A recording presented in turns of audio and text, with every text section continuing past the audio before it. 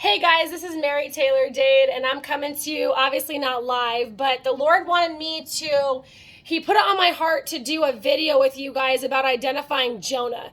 I know in the past I have explained Jonah and the process that Jonah goes through in the belly of a whale, but He wants me to be able to explain to you the actual, intricate details of what Jonah was going through.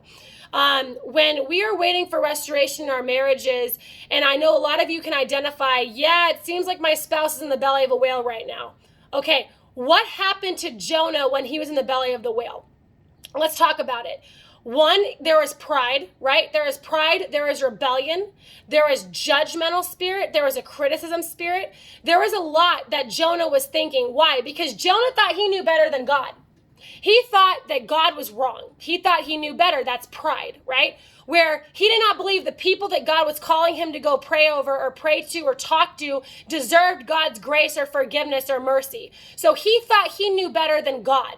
Sound familiar? If your spouse is going through something like this, Jonah, think about it. And it's funny because when God and I were talking about it, it was really interesting because as a woman, listen, God, you don't need to put me in a belly of a whale. You put me in a belly of a whale for 20 minutes and I'm out. I will surrender. I will lay it down. God, you are the best. You are the greatest. You can have it. I don't want it. Just get me out of this whale. Jonah was in there for 3 days. Can you imagine how prideful he must have been? He really thought he knew better than God.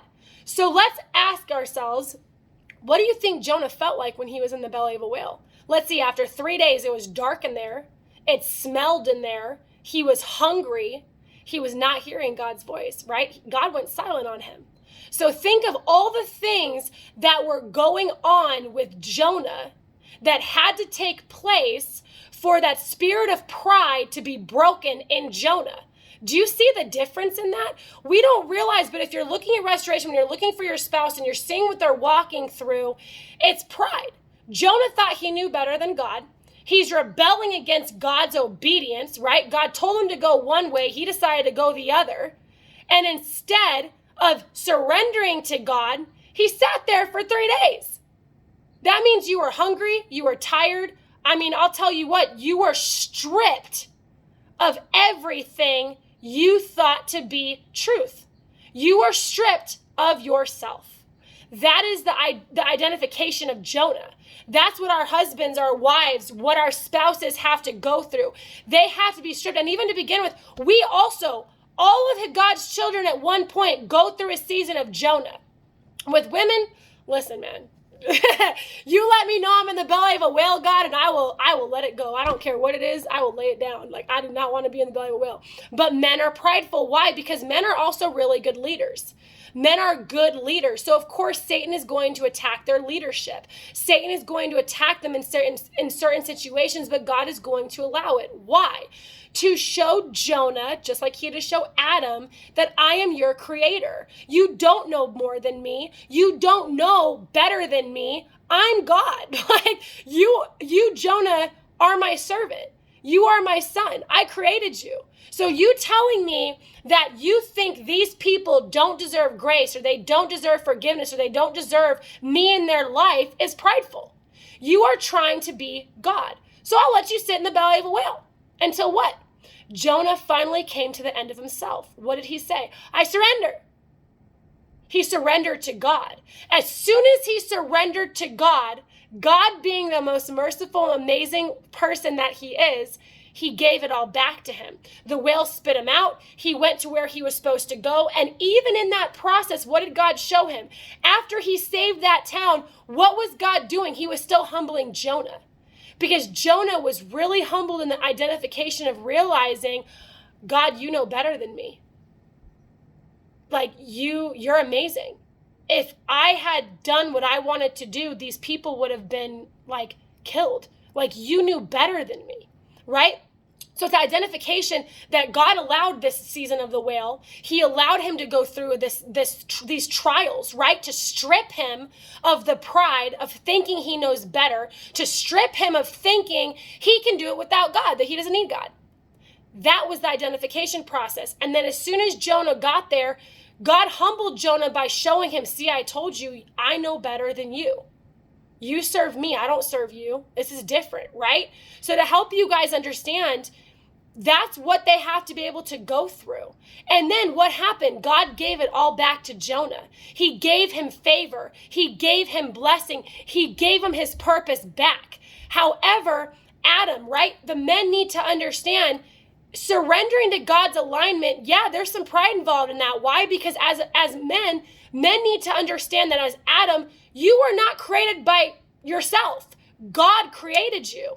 So in order to know how to live, in order to know how to become firm foundation, in order to know how to be a man of God, in order to know how to lead your spouse, in order to know how to raise your children, in order to know how to be a kingdom person, a kingdom man, you have to go to the Creator. You have to get that knowledge from God himself. And if you're not going to him, you're not going to have the blueprint. God is the blueprint to a kingdom life. God is the blueprint to kingdom living. So to help encourage you guys, if your spouse is in the belly of a whale, there is a purpose to it. It is where they have more pride or their heart has been so hardened, God has to allow that belly of a whale to soften it. They have to smell smelly enough to change it. They have to get tired enough to change it. They have to get hungry enough to want different. God has to allow them to go through this season where they realize they need God. That the reason all these things that they had before in their life were because of God, not leaning on their own understanding. And so as their eyes are open to realizing, okay, God, you know what? I can't do this without you. I can't. I tried. It doesn't work. Then they're ready to surrender and submit to God. And God, how loving he is, he will pick our spouses back up and say, all right, follow me. I've got you. I love you. I've got you. And he's going to give them back every single thing they're going through. In this situation, God also wants me to explain jobs. When your spouse is going through different jobs, you may see that your spouse, man, he is better than the job he has right now. Like, there's no way God could be wanting him to have this job right now. No, yes, it is. Why? If your husband is struggling with unworthiness, if your husband is struggling in confidence, if your spouse is struggling in their identity, they have to have a job. No offense to people who work at McDonald's, but we're going to say that. They have to have a job where they work at McDonald's for a season to build up their confidence in themselves. They have to gain that confidence. Think about it. The job you have, your job changes as your authority, as your identity changes. I used to have a horrible job because that's how I believed about myself. I believed that that's what I was worth. So I was in a job where I was treated as a doormat, right? So your husband, your spouses, the women, the men on both sides, God is going to give you the job that you need for a season to build your confidence back up, to build your strength back up, and then God will deliver them to a different job. So as you see in one of the videos I did about identifying your spouse smells like a pig pen, understand God allows that. He allows that residue. Jonah, when he got spit out of the belly of the whale, I guarantee you he still smelled like a whale for a couple days. Like, come on, man, a whale for 3 days? Man, you're gonna need more than a shower and a bar of soap. You're gonna need like the lake, and I don't even know if they had deodorant back then. Like, he needed to walk through that, right? And so it's identifying that our spouses, even after getting spit out of the belly of a whale, after that surrendering stage where they realize that, okay, you know what, I do need you, God. My life's a mess and I need you to help me with it. They still have to walk through that. So if they have a job at McDonald's, us as their spouse needs to be like, baby, I am so proud of you. I know that you are going to flip burgers so great, and that is just going to be such a great thing for you. Why? Because we're empowering them. For the women out there that see your husband struggling in their identity, and you see that your husband is in a job that he's better at, you don't know better than God. God is allowing him that season to be there to build his confidence. If he believes that he's only good at flipping burgers the rest of his life, God will allow him to see that. So why? So then eventually he's going to be like, wow, you know what? I kind of want more with my life. Right? And then what's our job as a spouse? Babe, absolutely. I bet you could be manager. They don't know that they are the owners until they have to walk through it. right? Pushing carts. My husband, when we first met, he was 19 years old. He was a manager of Albertsons at 19 years old. And he started by pushing carts, right? God has to let the men go through the wilderness. He had to go through pushing carts to realize I don't want to push carts anymore, to realize that I want to go to this level, to realize I want to go to this level, to make a manager, to get him one day to realize he's the owner. So to identify, you guys, do not think you know better than God. God has a plan for your spouse. Whether it's a stripping season where they have no money, they don't have good jobs, they're working, toiling the soil, they're working 9 to 5s, trust that God is doing that and he is using that for a purpose because he knows where your spouse is better than you do. He knows. So it's trusting God. God, I trust you. I trust you. So it's empowering your spouse as they're in this season. Even if you don't have a good relationship with them, God will create opportunities and environments where you feel safe, where your spouse feels safe to lead, or you feel safe to submit. If you're the wife, submit. If you're the husband, to lead, right? Because there's a transference of roles that also will take place in this season. Because think about it, women, we became the husbands. Husbands, you became the women, right? You did, because we took your purpose away. We didn't mean to, but we did. And so we have to trust God, ladies, that in this season, God is going to walk them through these steps of a small job, mediocre job, to a better job, to a greater job, to the best job, to where he's meant to be now in his life, his purpose in life. But he has to walk through those steps, just like we have to walk through those steps with God. I didn't just wake up one day and believe that God has forgiven me. I had to walk through the steps of rebellion. I rebelled against God's love. I went out and drank. I went out and did some things that you should not be doing. Why? To prove to God I wasn't worth loving. To prove to God that you're going to leave me just like everybody else. See, God will allow us to go through these seasons. Why? To keep his arms wide open and say, I still love you. I just want you to love you. I want to be enough in your life.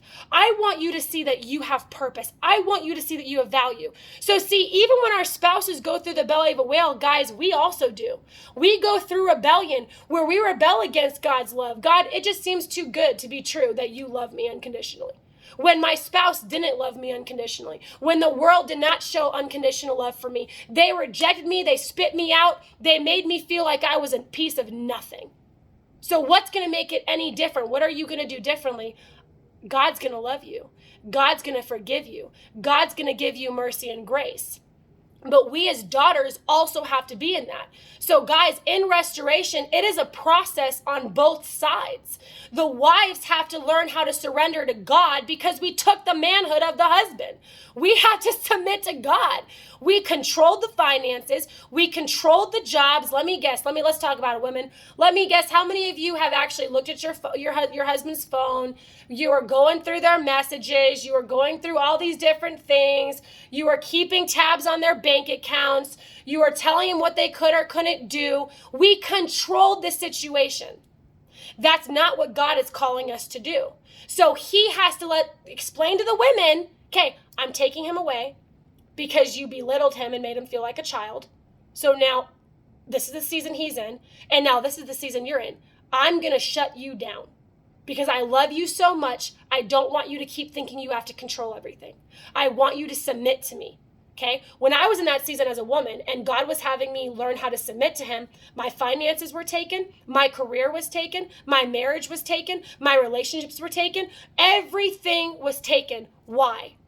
Because I was trying to be in control of it. God took everything in my life away that I was trying to control. Why?